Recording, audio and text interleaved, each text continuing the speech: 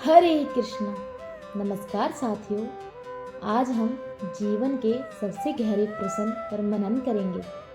क्या हमारे सारे संबंधों का आधार अपेक्षा है? क्या अपेक्षा ही सुख का कारण है या हर दुख की जड़ भी है? तो आइए हम स्वयं विचार करते हैं। मनुष्य अपने हर संबंध से अपेक्षा करता है। पत्नी से समर्पण की, संतान से सेवा की, मित्र से साथ की और संसार से सुविधा की।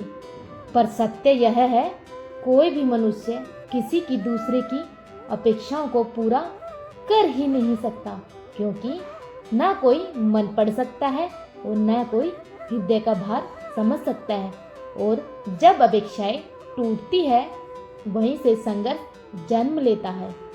संबंध बोझ बनने लगते हैं और जीवन अपनी शांति खो देता है। तो क्या समाधान है? समाधान है अपेक्षा नहीं, स्वीकार करो। संबंध वहीं फलते हैं जहाँ स्वीकृति होती है, जहाँ स्वतंत्रता होती है। इस बात पर आप स्वयं विचार कीजिए। जब हमें लगता है कि हमारे साथ अन्याय हुआ है, हमारा हृदय क्रोध से भर जाता है। हम न्याय चाहते हैं, पर कभी कभी न्याय की आड़ में प्रतिशोध जन्म ले लेता है। याद रखिए, धर्म दया से जन्मता है और प्रतिशोध अहंकार से। सच्चा न्याय तभी होता है जब दोषी को पश्चाताप मिले और पीड़ित के हृदय में विश्वास लौट आए। संबंध में हम दूसरों पर सीमाएं बनाते हैं। ऐसे बोलो, ऐसे मत करो, वैसा ही सोचो जैसे मैं चाहता हूँ। और जब ये सीमाएं टूटती है तो क्रोध जन्म लेता है। पर क्या यह सत्य नहीं कि जहाँ स्वतंत्रता हो, वहाँ सीमाओं की कोई आवश्यकता नहीं पड़ती? स्वीकृति संबंध का शरीर है और स्वतंत्रता उसकी आत्मा। हर माता पिता चाहते हैं कि उनकी संतान उसी मार्ग पर चले जिस पर उसे सफलता मिले। पर क्या समय सदा समान रहता है? क्या परिस्थितियाँ एक जैसी होती है? संतान माता पिता की प्रतिकृति नहीं होती, उसे उसकी क्षमता, उसका मार्ग स्वयं ईश्वर देता है। और सबसे महत्वपूर्ण, बच्चे जन्म से अच्छे या बुरे नहीं होते। माता पिता की कहीं बातें, उनकी इच्छाएं और उनके भय ही संतानों के संस्कार बन जाते हैं। इसलिए यदि सुसंस्कारी संतान चाहिए, पहले स्वयं के हृदय को निर्मल करना चाहिए।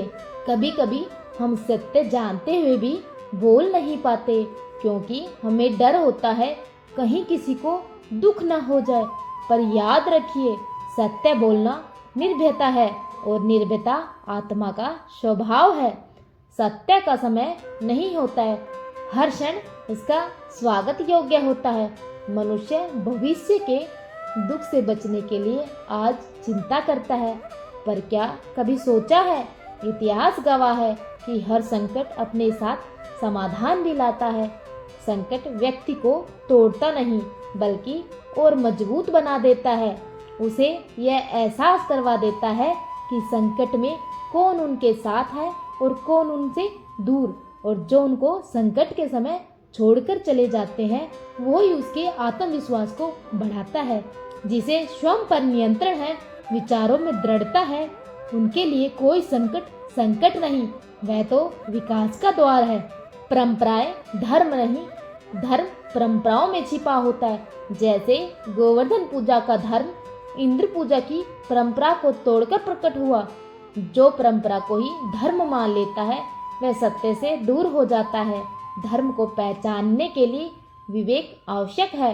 कभी कभी अच्छे कर्म का उत्तर दुख मिलता है और बुरे कर्म का सुख। तो मन प्रसन्न करता है। क्यों? सत्य सरल है। पश्चाताप आत्मा को बदल देता है, पर अधर्म मन को जंजीरों से बांध देता है। अच्छा कर्म कभी व्यर्थ नहीं जाता और वह मन में शांति और समाज में सम्मान लाता है। संबंध, न्याय, परंपरा, संतान, सत्य और संकट, जीवन का हर एक अध्याय एक ही बात सिखाता है। अपेक्षा छोड़ो, स्वीकार करो और स्वयं को बदलो, यही जीवन का धर्म है, यही संबंधों की आत्मा है और यही मन की शांति का भी मार्ग है। यदि इस ज्ञान ने आपके मन को स्पर्श किया हो तो वीडियो को लाइक करें और अपने विचार कमेंट में अवश्य लिखें और चैनल को सब्सक्राइब करें। राधे राधे, यही जीवन का सत्य है।